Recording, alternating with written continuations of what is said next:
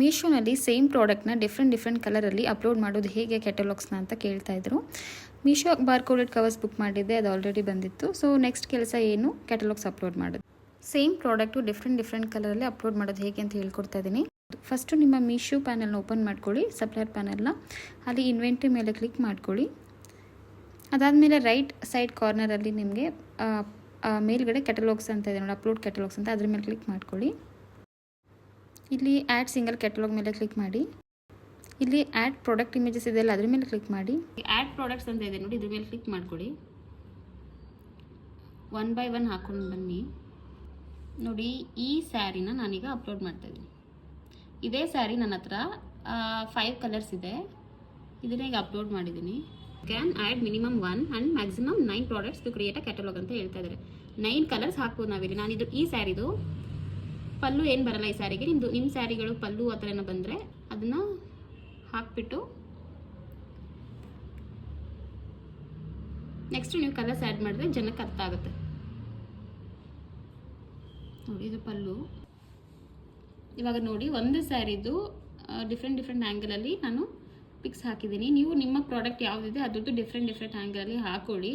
ಒಂದು ವೇಳೆ ಏನಾದರೂ ಒಂದೇ ಪ್ರಾಡಕ್ಟು 9 ಕಲರ್ಸ್ ಇದ್ದರೆ ನೋಡಿ, ನಿಮಗೆ ಯಾವ ರೀತಿ ಆಗುತ್ತೆ, ಅಡ್ಜಸ್ಟ್ಮೆಂಟ್ ಆಗುತ್ತೆ, ಆ ರೀತಿ ಹಾಕೊಳ್ಳಿ. ನಾನು ಒಂದೇ ಸ್ಯಾರಿದು ಕಸ್ಟಮರ್ಗೆ ಚೆನ್ನಾಗಿ ಅರ್ಥ ಆಗಲಿ ಅಂತೇಳಿ ಎಲ್ಲ ಆ್ಯಂಗಲ್ನಲ್ಲೂ ತೆಗೆದುಬಿಟ್ಟು 3 ಪಿಕ್ ಹಾಕ್ಬಿಟ್ಟು ಇದೇ ಸ್ಯಾರಿದು ಡಿಫ್ರೆಂಟ್ ಕಲರ್ಸ್ ಆ್ಯಡ್ ಮಾಡ್ತೀನಿ.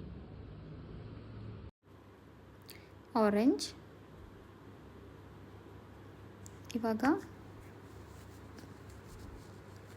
Blue colour. ನಾನು ವಾಟ್ಸಪ್ ವೆಬ್ ಮುಖಾಂತರ ಕಳಿಸ್ಕೊಂಡಿದ್ದೆ ಲ್ಯಾಪ್ಟಾಪ್ಗೆ, ಅದ್ರ ಮುಖಾಂತರ ಎತ್ಕೊತಾ ಇದ್ದೀನಿ ಎಲ್ಲ ಪಿಕ್ಸ್ ಎಲ್ಲ. ಎಲ್ಲೋ, ನೆಕ್ಸ್ಟು ಪಿಂಕ್ ಎಲ್ಲ ಅಪ್ಲೋಡ್ ಮಾಡಿದಾಯಿತು. ಸೊ ಇವಾಗ ಸಬ್ಮಿಟ್ ಮಾಡ್ತಾ ಇದ್ದೀನಿ.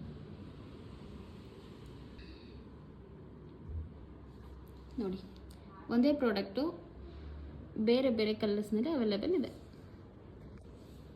ಸೊ ಇಲ್ಲಿ ನೋಡಿ, ಇವಾಗ ನಮ್ಮ GST ನಂಬರ್ ಕೊಡಬೇಕು, ವೆಯ್ಟ್ ಕೊಡಬೇಕು, ಪ್ರಾಡಕ್ಟ್ ನೇಮ್ ಇದೆಲ್ಲ ಫಿಲ್ ಮಾಡಬೇಕು. ಫಿಲ್ ಮಾಡಿಬಿಡ್ತೀನಿ. ನೋಡಿ, ಇದೆಲ್ಲ ಆಯಿತು, ಎಲ್ಲ ಫಿಲ್ ಮಾಡಿದ್ದೀನಿ. ಪ್ರಾಡಕ್ಟ್ ಡೀಟೇಲ್ಸ್ ಎಲ್ಲ ಪ್ರತಿಯೊಂದು ಫಿಲ್ ಮಾಡ್ಕೊಳ್ಬೇಕು. Colours, type, manufacturer name, pin code, ಮತ್ತು ಸ್ಯಾರಿದು ಏನೇನು ಬ್ಲೌಸ್ದು ಕಲರು, ಇದೆಲ್ಲದನ್ನು ನಾವು ಡಿಸ್ಕ್ರಿಪ್ಷನ್ಸ್ ಪ್ರತಿಯೊಂದನ್ನು ಹಾಕಿದ್ದಾಯಿತು. ಎಲ್ಲ ಫಿಲ್ ಮಾಡಿದ್ದಾದಮೇಲೆ ಇಲ್ಲಿ ಸೇವ್ ಆ್ಯಂಡ್ ಗೋ ಬ್ಯಾಕ್ ಕೊಟ್ಟಿದ್ದೀನಿ. ಯಾಕಂದರೆ ಇವಾಗ ನಾನು ಕೊಡ್ತಾ ಇರೋದು ಬರೀ ಇದಕ್ಕೆ, ಇನ್ನು ಇವಕ್ಕೆಲ್ಲ ಕೊಡಬೇಕಲ್ವಾ. So save and go back ಕೊಡ್ತೀನಿ. ಇಲ್ಲಿ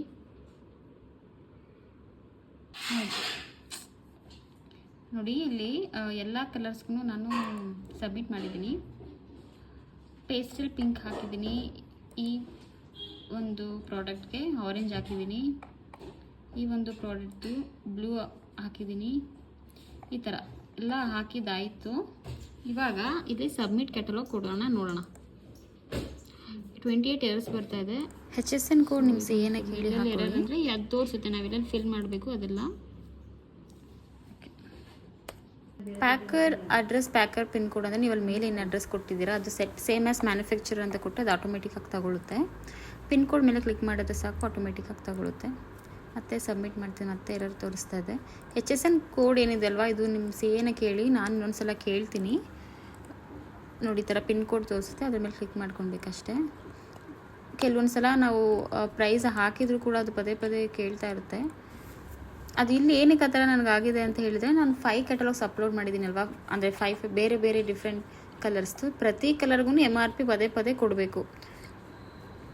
ಆಯಿತು, ಫೈನಲಿ ಅಪ್ಲೋಡ್ ಆಯಿತು. ಅದು ಅಪ್ಲೋಡ್ ಆದಮೇಲೆ ಗೋ ಹೋಮ್ ಮೇಲೆ ಕ್ಲಿಕ್ ಮಾಡ್ತಾಯಿದ್ದೀನಿ. ನೋಡಿ, ಸ್ಯಾರೀಸ್ ನಾನು 5 ಕಲರ್ಸ್ ಹಾಕಿದ್ದಿದೆ. ಇಲ್ಲೋಗಿ ಇನ್ವೆಂಟ್ರಿ ಮೇಲೆ ಕ್ಲಿಕ್ ಮಾಡ್ತಾಯಿದ್ದೀನಿ.